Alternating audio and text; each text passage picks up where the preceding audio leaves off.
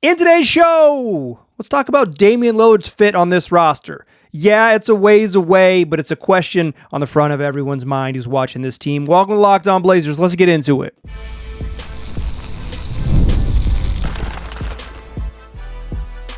You are Locked On Trailblazers, your daily Portland Trailblazers podcast, part of the Locked On Podcast Network. Your team every day. What's up, world? Is your past first point guard, Trailblazers reporter Mike Richmond. Listen to another episode of Locked On Blazers, part of the Locked On Podcast Network, available wherever you get podcasts and also on YouTube. Thanks for making this show your first listen. Coming at you each and every weekday, Monday through Friday. So make it a part of your daily routine. Make it your first listen. Tell your friends to do the same. Locked On Blazers, your team every day. In today's show, we can get into a whole bunch of topics, a good old-fashioned smorgasbord of an episode. Many of you have emailed me about Damian Lillard's fit, ranging from a variety of topics, basically thinking about it from two different angles. But people are really curious about Damian Lillard's future on this Trailblazers roster. Plus, we will get into, I am personally curious about Yang Hansen and when we might see him play a little bit more basketball. And I dug into how the Blazers have used the remix over the last couple seasons to think about how Hansen could conceivably get back on the court a little bit if it's not going to be in the NBA. Plus, we'll touch on a nothing burger from the NBA's, from the Blazers ownership exchange. And then I want to talk about a must-win game. The Blazers play the New Orleans Pelicans on Wednesday evening, and it's not a must-win game, but it's a boy does it feel like a should win. We'll get into all of that in today's show. Let's start with Damian Lillard. I think there is kind of a stunning amount of curiosity from Blazers fans. This is just like anecdotal and in my inbox, but many of you email me. I probably hear from small dozens of you each week, and LockedOnBlazersPod@gmail.com. And I have been surprised that maybe since, a week into the season, a very consistent theme that popped up, the most consistent theme popped up was Damian Lillard's fit on this roster. Now, I think it's very natural to see Damian Lillard, the best Trailblazer of the 21st century, for my money, the second greatest Trailblazer of all time, top three, and he's not three, I'll tell you that. And to see him on the sidelines and roaming the sidelines and clapping and getting in the huddle and blah, and envision that guy who has been so special for this team over the last 15 years, envision what he would be like on this team. But I also would say it's freaking November of 2025. What are we doing? He's not going to play until a year from now. And he's back out on the court, and there's videos of him shooting and stuff like that. And it's like, oh my goodness, could he come? No, he not only should not come back. It would be obviously modern medicine advances, but Dame's most important thing is that Dame is, when he plays, he's able to be the best version of himself and play for an extended period of time and have the longest runway to be healthy and be himself. No reason to rush back this season, and he's been very clear that he does not plan to do so. But I understand the impetus, right? You're excited about thinking about this. Plus, this particular roster really suits Damian Lillard. More on that in a moment. So there's two angles that people have emailed me from. One, it is, can Damian Lillard play this style of basketball? And I think it's a reasonable question. Dame has always been a half-court dude. He's always been an on-ball half-court dude. There's been times when they've tried to experiment with him playing off the ball. It has never gone well. When they've given him the ball, he's had probably 5 or 6 seasons when he's been one of the best, single best offensive players in the game. He's had a couple seasons where he's been just the best pick and roll player in the NBA. Why would you do less of it if you're the best at it, right? So, he's never wanted to play up tempo. He's never wanted to be a guy who sprints off the ball and all those things. This, even at Dame's absolute peak, this wasn't the style he wanted to play or excelled at. So no, I don't think this particular breakneck fast break offense fits the sort of Dame plan. But good teams fit the plan around their players' skills, not vice versa. So I'm not really worried about that, because when Dame is able to play and what he brings, they'll figure out what to maximize, or they got a stupid plan, and we'll call it what it is, right? But smart teams look at what their player skills are and tailor the plan to that skill set as opposed to the opposites. The other curiosity is the other sort of angle that folks have come at this at, approach this at, isn't Damian Lillard exactly what this team needs? Isn't Damian Lamont Ollie Lillard Sr. exactly what this team needs, right? They need someone who can score in the half court. They need a little shooting. They could use some on-ball shooting, like a guy who can just like go create his own shot and score. They need someone who, when it gets to crunch time, you can give the ball to, and not only can score, but is like is feared, right? Like is just like, okay, he's going to draw attention. He's going to open up, create advantages, open up all types of lanes for everyone else, and like it just has the sort of like clutch shot making, tough bucket when things are in the mud type of player that they need, and they do need that, right? Absolutely. And I've said this a couple times in email, but I'll bring it to the air now.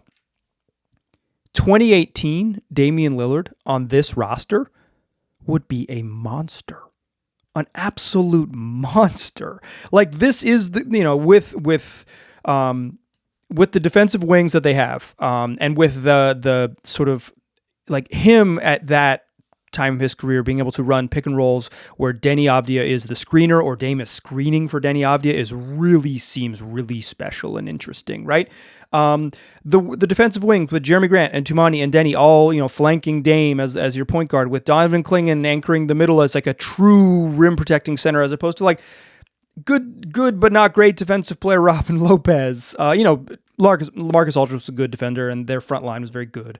And that was the best team Dame ever played on, right? Was that team with Wes Matthews and Nick Batum and LaMarcus and Robin Lopez. And it's like a lesson they just like refused to learn. It was like, what did the best version of Dame look like? It was like, well, they were extremely long and up front. They had a bunch of size and they were really long up front. And the two guard next to him was a like absolute physical bulldog who could really shoot it and took on like every challenging defensive assignment possibly could. All right, let's pair him with like a little scoring guard for 10 years. Yeah, either one. Either one. Why learn lessons when you can just have a type? But I think this version of the Blazers like fits that, right? With Tumani and with Deni and with JG and with even Matisse Thybulle when he's healthy and the different ways they can play. I think like Shaedon Sharpe would complement that because he wouldn't be he's a little bit bigger than the CJ McCollum thing was. Dame and Scoot aren't a great pairing, but whatever. Dame and Drew Holiday are a really fun pairing because Drew can play off the ball and defend, and he can defend up some spots, and you can stick Tumani on the point guards and let Drew guard up threes and fours. Like you have so many options. 2018 Damian Lillard on this roster kills. They're like the fifth best team in the West or something. Like they're really good, maybe better, right? They're really good. But you're not getting 2018 Damian Lillard. You're getting 2026 Damian Lillard on this roster. And there are so many unknowns between right now in November of 2025 and when Dame plays in earnest in October of 2026 that it's really hard to speculate about the exact type of everything. One, we don't know who's going to be on the roster, right? They've got a trade deadline, they've got an offseason, they've got a draft. Things can change. I don't think they should make decisions specifically around the presence of Damian Lillard, but they also can't ignore his existence and the fact that they plan on having him be part of the roster going forward. It's a tough balance to strike, right? We don't know who the coach is going to be, right? There's going to be a new owner that's coming in at some time at the end of this season, and certainly into the draft and free agency.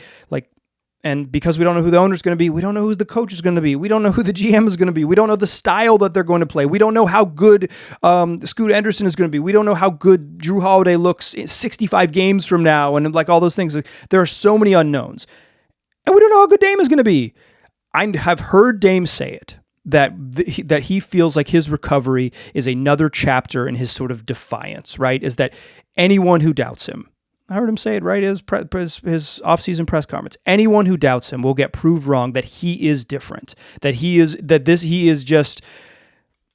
is capable because he is committed to the work, he is determined mentally, and he is a special athlete. And certainly what separates the great basketball players, the great athletes, period, from the sort of the really good ones is the longevity and this ability to just play at a high level for longer. And Dame is he's going to be in the Hall of Fame, right? He's an all-timer. I know that Damian Lillard believes that he's going to be the old Dame in October of 2026 when he returns. I don't know, right? Like, and I can't call it. I'm not gonna sit here and say Damian Lillard is wrong. I'm gonna say that neither of us know, but he is incredibly confident in a way that has always fueled him in his career, and he's had a lot of success in his career so far. He didn't look like the Portland Dame in Milwaukee, whether that was age and just life, or whether that was just a bad fit and just like never being simpatico with Giannis Antetokounmpo because he just wanted to move to South Beach and didn't work out that way. But yeah, like I think my sort of final thought here is, if Dame is Dame, he does check all of the boxes that they seem to need checked, right? They need a point guard. They need they need another like real creator. They need outside shooting. They need someone who can let Denny get off the ball a little bit so he's not running every single doesn't have a 30% usage rate. Cut down on how much they're asking of Shaedon Sharpe. And Sharpe might grow into being able to. I think Sharpe has too much on his plate now, and they maybe he'll grow into having that plate be the right size. But It is just an unknown variable, but I do think it is an interesting thought experiment because if Dame is the 2018 Dame, a monster, what 2026 Dame will be is hard to know. But if he's the thing that many of you think he can be, and he thinks he can be, yeah, he's exactly what they need. He is exactly what they need. But we are so long from that. We still haven't seen Scoot Henderson play this year. We haven't there are so many questions before we get there. But I since I've had so many questions about it in the email in my email inbox, I wanted to address it here. Let's talk Yang Hansen. I'm eyeing a week in December for when we might get a special treat for old Hansen. Let's talk about that and how the Blazers have used the remix in the second segment. Join me there. First, though, let's talk FanDuel, America's #1 sports book. The NBA's back. It's no better place to get on the action than FanDuel. It's the official sports betting partner of the NBA. And if you missed the start of the game or want to ride the hot hand, FanDuel has live bets on everything from who will score next to fourth quarter comebacks. Plus, you can even combine your live bets into a same-game parlay for a shot at a bigger payout. So, you might want to bet money lines or you might want to bet point spreads. But say you sit down and watching the game and you want to add a little extra layer to your viewing experience. Well, FanDuel lets you get in on the action all game long. So even if you miss the start of it, you can get in on it. You can play every sport you're looking for. It's all available on FanDuel. And right now, FanDuel is giving new customers $300 in bonus bets if your first $5 bet wins. Find a bet you like, put down $5, and you get $300 in bonus bets to use across the FanDuel app. Head to FanDuel.com to sign up and play your game with FanDuel, the official sports betting partner of the NBA. Today's program also brought to you by BILT. Nobody likes paying rent, but if you must, you might as well get something for it. That's where BILT comes in. BILT is changing the game by turning your rent payments into real rewards you can actually use. When you pay rent through BILT, you earn flexible points that can be redeemed toward hundreds of hotels and airlines and future rent payments, your next Lyft ride, and more. But BILT isn't just about rent. It's about rewarding you around your entire neighborhood. So say you're grabbing food at your favorite local restaurant or you're heading to the gym, you can use your BILT rewards and you can use your BILT account and still earn rewards. BILT makes every day feel more rewarding. So start in your neighborhood and then head to your hotel with those points you earn. Turn your rent into rewards and start earning points around your neighborhood by going to joinbilt.com/lockedonnba. That's joinbilt.com/lockedonnba. Make sure to use that link so they know we sent you.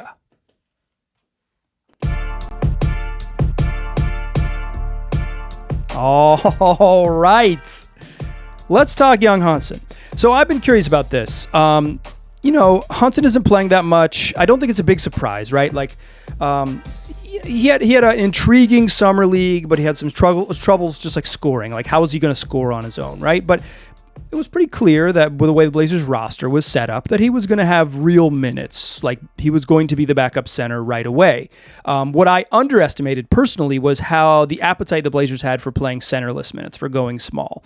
And they really leaned into that right away. It became very clear in preseason right away that was going to be a big part of their identity, a big part of what they do. So there were just going to be less minutes all of a sudden for Hansen to roll with. And he really struggled in preseason. He had one really awesome 6-minute stretch against my guy Drew Eubanks and the Utah Jazz. But like, other than that, there was mostly preseason was sobering, right? It was mostly like, oh yeah, this dude is pretty far away from being an NBA player.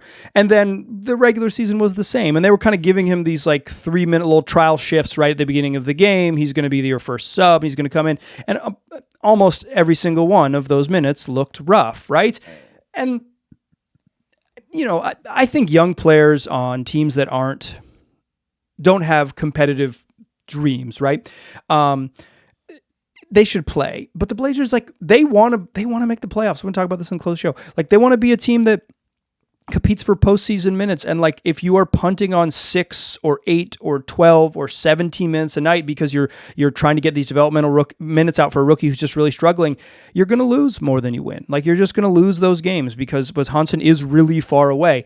I think the sort of criticism here should be that like the front office was and Billups too was kind of like they were touting Hansen like they thought he was going to play right away. Billups said he's that good, I'd play him today if I could. They were all about like he was be an early contributor, he's so special, all these things. Like, they were really hyping him up. And then like, obviously, like every time you ask his teammates, they're not going to be like, yeah, he kind of sucks. Like, that's like not what his coworkers are going to say about him. When like, oh, what have you seen? So like during all the preseason stories or whatever written about him, it's like, yeah, everyone's like, yeah, he's good, he's talented, he's really skilled, all these things, right? The people are excited about him, and I think he has a real infectious personality, so people like legitimately like him, so they're going to go out of their way to say nice things about him.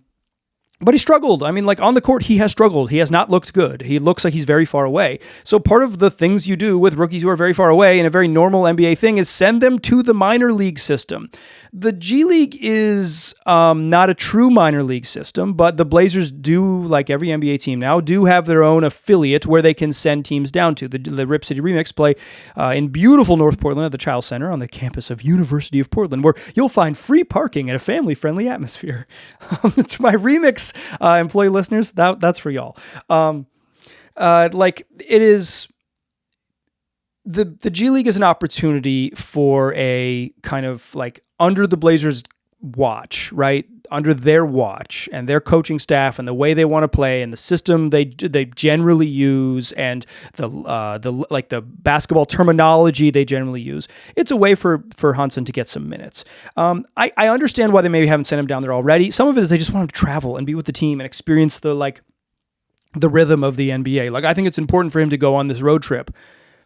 5 games, 5 different cities, 9 days, whatever it is, like really experience what it's like to be on the road in the NBA, the rhythm of just getting ready every day, travel, play, travel, play, travel, play, travel, play, travel, and then you come home and it keeps going, right? You travel back home and then you play the next night and then it keeps rolling along. I think it's important for Hansen to get that, see that, right? And see the rhythm, see what it takes to be professional, all those things. But at some point, he needs to get out and play. Like, he just needs to play basketball.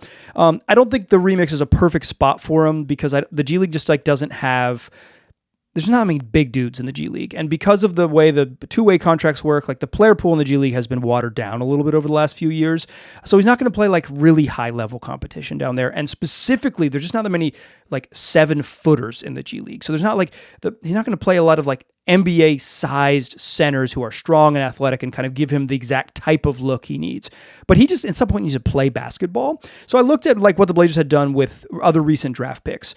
The Rip City Remix hasn't existed for that long. It started in 2023, so they've had 2 years of it. This is volume 3, I believe, as they call it. I don't know the tagline. Sorry, Remix folks.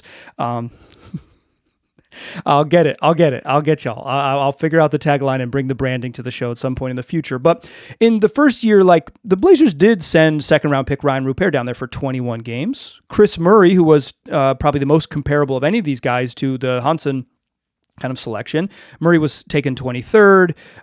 He was, he's a little bit older and they thought he was going to be maybe further along. He was not. And to get him playing time on a team where he didn't have natural playing time, he went down, played 8 games with the Remix. Last season, Ryan Rupert, it took him a little while to get down there, but they eventually sent him down. He played 11 games with the Remix. Jabari Walker played a game with the Remix in 2025. DUER played a couple games. Then he had 36 and 13, and they were like, you just come back. You never need to do that ever again. Under no circumstances do you ever need to do that again. So while I don't think the Remix is a great environment for Hansen, and I don't think the Blazers want to send him down there for an extended period of time, and if you look at like that hasn't been where they've sent guys to get playing time. They want them they want them with the team, they want them around the team, they want them around their coaches, they want all of those things, right? But because the NBA teams don't practice basically at all during the regular season, and because Hansen is just like not going to get in the game right now because he's with DuER clearly passing him in the pecking order, with Rob Williams healthy, there's just not minutes for him. I am eyeing this first week of December. This is a 10-day stretch, December 2nd through the 11th. The Remix play 5 games in 10 days, all at the Chiles Center in Portland. If Hansen is going to go to the G League, I think that stretch is absolutely the time they do it because it's in town. They can monitor him closely. Everyone can be in the gym. Joe Cronin can be there, and Tiago Splitter can be there, and yada yada yada. Right? Like the whole organization can be there to watch him. They play several games, so he could get a bunch of run in a short period of time, and there's no travel. They don't want to send him out. They don't want to send him to Santa Cruz. They don't want to send him to Des Moines. They want him to be in North Portland so he can drive home afterwards, and they can have him still be around the team. So December 2nd to December 11th, if Hansen's going to go down there, I don't know if he will. I think that would be the first reasonable stretch that he would do so. Other than that, he's just going to be sitting and watching a lot. Okay, let's talk a little nothing burger about Blazers ownership, and also the Blazers, are they playing a must-win game on tonight on Wednesday evening? Join me in the third segment. We'll talk about just that. First, though, let's talk Mint Mobile. If you're still overpaying for wireless, it's time to say yes to saying no at Mint Mobile. Their favorite word is no. No contracts, no monthly bills, no overages, no hidden fees, no BS. You can say yes to making the switch and get premium wireless for just $15 a month. Mint makes it simple. All the plans come with high-speed data and unlimited talk-to-text, delivered on the nation's largest 5G network. You can even bring your own phone and keep your same number and all your contacts. If you are ready to say yes to saying no, you can make the switch at mintmobile.com/lockedonnba. That's mintmobile.com/lockedonnba. Upfront payment of $45 required, equivalent of $15 a month. Limited time new customer offer for first 3 months only. Speeds may slow above 35 gigabytes on unlimited plan. Taxes and fees extra. See Mint Mobile for details. Today's program is also brought to you by the good folks over there at DUER. You know what they're doing? They're making the most comfortable pants. My DUER jeans are fantastic. I'm rocking the Performance Denim, Relaxed Taper. I got them in black, and I can do everything in them. I can dress up and look nice if I'm going out to dinner, or if I have a work event that is denim appropriate, or but I can also just be comfortable hanging around my house, sitting on the couch, playing with my kid, just chit-chatting, doing nothing. DUER jeans have 5 times the stretch of traditional denim. They are stretchy without looking stretchy. So they combine the classic jeanswear style with the kind of comfort and performance that you get from athletic wear. It's the best of both worlds. DUER are the pioneers of blending technical innovation with everyday clothing. They invented the original performance denim. Simply put, DUER makes the world's most comfortable pants without having to sacrifice style. Trust me, check these out. Once you try them, they'll be your go-to, and you can go shop all types of things at DUER right here in Portland. They got a store at 820 Northwest 23rd Avenue. Pick yourself up a pair of these jeans. They make an amazing holiday gift as well. And you can mention my promo code in store, Locked On Portland. You get 15% off your first order, or check them out at shopDUER.com/LockedOnPortland. That's shopDUER.com/LockedOnPortland. Stella Pass versus point guard. I'm still Mike Richmond, and you are still listening to Locked On Blazers. Okay, real quick. I haven't shared this because I think it's kind of a nothing burger. Let me just go quickly through this real quick.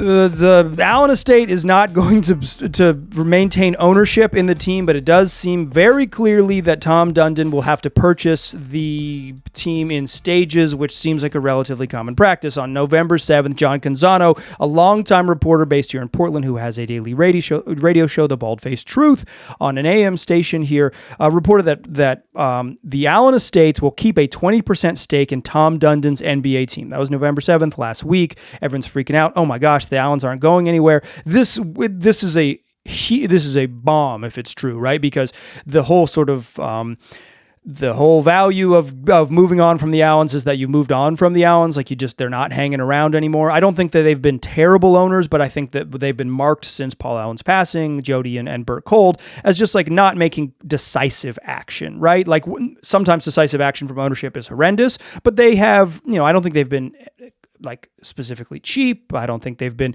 like deeply neglectful, but they just kind of let stuff happen. Just not making decisive, quick action to like really, hey, this is the direction we feel. This is the way things should go. This is how we want things to go. The lack of decisive action. That's been the biggest problem. Moving on from them and having like not a permanent interim ownership, but like a truly someone with like having that settled is better for the team. Is Tom Dundon going to be a good owner? We're about to find out, right? But he might be. He might be. We'll see. He's been a good owner of the hockey team he owns on the other side of the country. It's just not the same thing. So Canzano reports the Paul Allen estate's staying on. The internet freaks out. Sean Heiken of the Rose Garden reports that a spokesperson for the Paul Allen estate said that the report from Canzano is, quote, unequivocally false, and that once Tom Dundon purchases the team in March, Jody Allen and Bert Kold, the Allen estates, will have no remaining interest in the team. So, like, really what this is, it's kind of a misinterpretation. I think this is like a semantics game reported poorly all the way around. This is kind of the nature of tweets, right? It's the nature of short form microblogging. Alex Schiffer of Front Office Sports in October 22nd, so like 2 weeks before this, more than 2 weeks before this Canzano report, wrote the following. The deal, the sale of the Blazers, is expected to close in March 2026, and Tom Dundon will become the team's majority owner when it does. A second transaction will take place at a later date for Dundon to buy the remaining stake in the team from the Allen estate. Joni Allen is currently the team's governor. Dundon will replace her as governor after his first payment. A league source compared the sale to Bill Chisholm's recent purchase of the Celtics. Chisholm paid $6.1 billion for the team and assumed majority control in August 2025, but will have a second transaction in 2028 to complete the sale. So like this is what this is. This is what Canzano is reporting, just poorly. Basically, Tom Dundon does not have $4 billion in cash, which I think from everything we know about him publicly seems about right. So he's going to pay he's going to put down a big payment of this. I think there's also some rules with the way venture capital works in buying an NBA team that you might have to like liquidate and put actual cash down. So to satisfy some of the NBA's rules. So some of this might just be like going liquid for someone who has a whole bunch of money tied up in various investments. But Dundon will be the controlling owner. The Allen estate might technically still not have been paid for the full percentage that they are owed, but they are not going to be in charge. True nothing burger. Okay. Any case, November 12th marks the first should-win game of the season for the Trailblazers.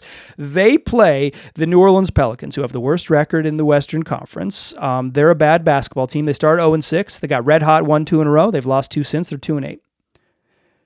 There's no such thing as a must-win game in the regular season in the NBA. There's certainly no such thing as a must-win game in November in the NBA. You're just a long way from home. Teams are going to find their footing. They're going to get better, blah, blah, blah. But like these wins still count. You don't give them back. You only play 82. And the difference in, I've mentioned this before, heading into this road trip for the Blazers is like the difference in, 3 wins versus 3 losses at any point during the season might be the difference in like avoiding the play-in, might be the difference in making the play-in outright. And the Blazers have stumbled to begin this road trip. They've fallen to 5-5. They've had 2 winnable games against Miami and Orlando and lost them both in crunch time. it happens. Close games. They're mostly a coin flip. So far, the coin has gone the other way. The most clutch thing you can do is avoid the clutch. But the Blazers are not like so dominant that they're going to just like roll over teams. They're probably going to play a lot of close games all year. They're just competitive enough to be in every game, and they seem to occasionally, if not always, play down or play up to the level of competition. So, boy, is this Pelicans game a game you need to win. One, just get a victory on this road trip before heading to Texas for the Dallas and Houston portions of the program. But also, like, this is a chance. Like, there's a lot of mess going on in the West right now. Like, the Jazz, Kings, and Pelicans are just bad. Those are bad basketball teams. They're bad. Maybe the Kings like try to salvage this thing and like try to win games but like their roster stinks. They've had some health challenges and their roster stinks. Like they're not good. The Jazz are bad. And they lost Walker Kessler and they're like playing Yusuf Nurkic a ton of minutes. They're not good. Pelicans, Zion Williamson's hurt, and even when he was healthy, the roster's no good. Those teams are bad. Run away and hide from those teams. Beat them every chance you get. The Grizzlies, all of a sudden, Ja Morant has basically quit on the team. They're an absolute mess. Run away and hide from them. Dallas's grand plan behind Nico Harrison is not so grand. He got fired today. I guess we did not. None of us truly saw the vision, and fortune did not favor the bold. Instead, Nico Harrison's fired, and that roster that I thought the Mavs were going to be like a 500 team. I really probably overestimated how clunky that offense was going to look, just with not enough ball handlers, not enough shooters. They're a good defensive team that cannot score, so help them. Dallas might be really bad. The Clippers are bumbling. They're like, Kawhi's hurt. They're looking old. They're like kind of playing, last year it was like, maybe the Clippers are not going to be good. They're missing Kawhi all this time. It's like, and they were really good. And they was like a 50-win team. It's like this year they kind of look bad in a way that they had not. And the defense is struggling. They were an awesome defensive team last year. They have not been very good on defense at the beginning of the year. 9 games in, long way to go, et cetera, et cetera. But like, that's why this game against the Pelicans is so big. It's so incredibly just like important to beat bad teams. Winning road games is hard, but beating bad teams, taking care of business, it just like when other teams are struggling, rack up wins. You do not have to give them back. Run away and hide. The Blazers are 5-5. You move to 6-5 while the rest of the West is scuffling. Just win the games. Don't give them back. That is the move. This is a should-win game. It's not a must-win game, but it's absolutely a should-win game. No movements on the injury report or anything to report there. As far as I can tell, I don't believe Matisse Thybulle and Scoot Henderson are on this road trip. They've been listed as not with team the last 2 times in the box score. I've not seen them on the bench. That doesn't mean they're not in the back somewhere, but I'm under the impression that they're not even with the team on this road trip. So like, obviously, we're at the 7-week mark basically with Scoot, we're closing in on it. So like, yeah, it's he's probably the timeline's looking like it's going to be a little longer with Henderson as it stands now. That's going to do it for today's show. As mentioned, I'm going to be traveling a little bit over the next 24 hours. So if your Thursday program is a little bit delayed, it's because your boy is circumnavigating the globe. I'm not traveling that far, but I'm going to be on an airplane. At some point I'll get off that airplane and I'll do my best to record a podcast. It could be in your feed a little bit late, but I'll do my best to get it there on time. We will still do 5 shows this week. It's just kind of how we will do those 5 shows. That's going to do it. I appreciate you listening. Tell your friends about the podcast. Tell an enemy. Tell a coworker. Tell a rideshare driver. Tell someone who drops off your dinner. Tell, I don't know, your neighbor who wants to bring up something you want to talk about. Tell anybody, and then come back for more shows the rest of the week. I appreciate you listening. I'll talk to you soon.